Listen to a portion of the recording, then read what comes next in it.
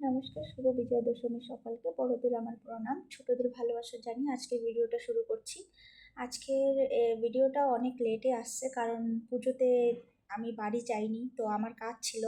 তো কাজেও আমার ছুটি only 2 October, Gandhi Jayanti and দশমীর দিনই আমাদের কাজ ছুটি ছিল, মানে হলিডে ছিল। তো প্রত্যেক দিন যেতেই হয়েছে। তো আমি সারাদিন কাজ করে অফিস করে রাতে গিয়ে আমি পুজো দেখতে গিয়েছিলাম। তো তার জন্য পুরো দিনই আমি ব্যস্তই, তাই এডিটিং করে আজকে ভিডিওটা ছাড়ছি।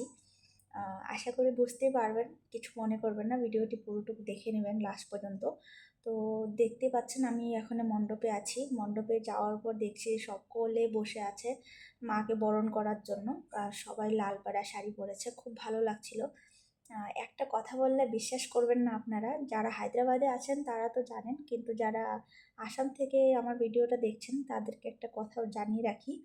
এখানে কুপন সিস্টেম করে মাকে বরণ করা হয়। আপনি বিশ্বাস করবেন, আমার 275 নম্বরে আমার নাম্বার পড়েছিল। তো আমি প্রায় 12টা 12:30টার সময় গিয়ে পৌঁছেছিলাম মণ্ডপে। তো আমার 4:30 বেজেছে বরণ করার জন্য। আমি সারাটা দিন ওখানেই বসা ছিলাম, অপেক্ষা করছিলাম কখন নাম্বার আসবে। আর ওখানে 100-150 করে নাম্বারিং করে আর লাইন ধরে মাকে বরণ করছে। আমাদের ওখানে কি হয়, মাকে নামিয়ে দেয় নিচে, যে যখন যাচ্ছে গিয়ে বরণ করে সময় করে চলে আসছে। কিন্তু এখানে ওরকম না, এখানে কুপন সিস্টেম, কারণ অনেক মানুষ হয়। 400-450 পর্যন্ত লাইনে কুপন ধরা ছিল। জানেন, ভাবতে অবাক লাগে তাই না?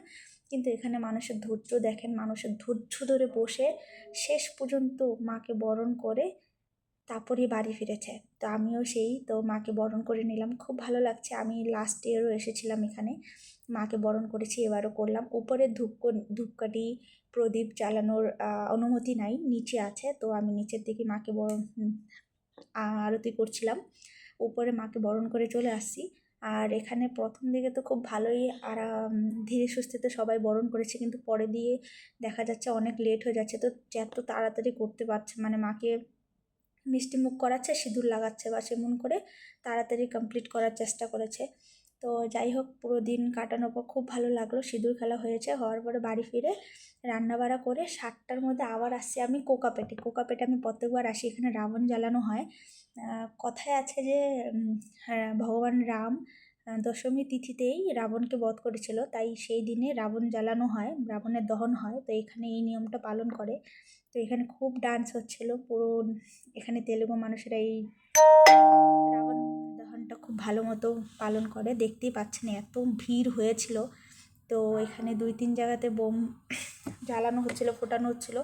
আর সাউন্ড, বাপরে, আমি শোনাতে পারছি না আপনাদেরকে, কিন্তু ওখানে দাঁড়ালে আমি বুঝতে পারছি, আপনারা যদি থাকতেন বুঝতে পারতেন কতটা সাউন্ড হচ্ছিল।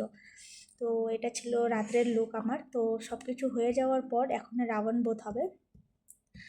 আপনারা বিশ্বাস করবেন না, এত মানুষের ভিড় ছিল। আর রাবণ জ্বালানোর সাথে সাথে সবাই মানে কতখানি বাইর হবে। এটা একটা কোকাপেটের একটা এরিয়ার মধ্যে এইটা উদযাপন করা হয়, রাবণ দহনের কার্যক্রমটা। তো করার পরে ভিড় দেখবেন আপনারা শেষ পর্যন্ত দেখেন, বিশ্বাস না করলে বুঝতে পারবেন ভিডিওটা দেখে যে আমি সত্যি কথা বলছি, এতটা ভিড়।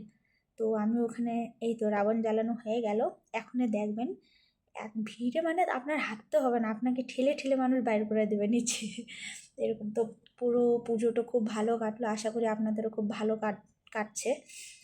তো এখন শেষ দিন আজকে। তো রাবণ জ্বালানো হয়ে গেল। তো এই তো দেখতে পাচ্ছেন ভিড়।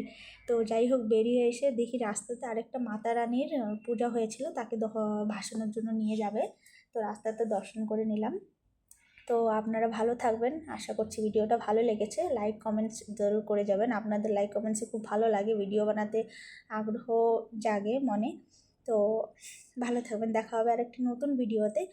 আর এই ভিডিওতে আশা করি যারা আসাম থেকে দেখছেন তারা বুঝতে পারবেন হায়দ্রাবাদে কতটা সুন্দর করে এই পুজোটা উদযাপন করা হয়। তেলুগু মানুষ, বাঙালি মানুষ মিক্স করে, কোনো জাতিভেদ নেই, সবাই মিলে এই পুজোটাকে খুব ভালো মতো আনন্দ ফুর্তি করে কাটায়। নিয়ম সবার আলাদা হলেও মন ঠাকুর তো সব একই, তাই না? ভালো থাকবেন, দেখা হবে একটা নতুন ভিডিওতে।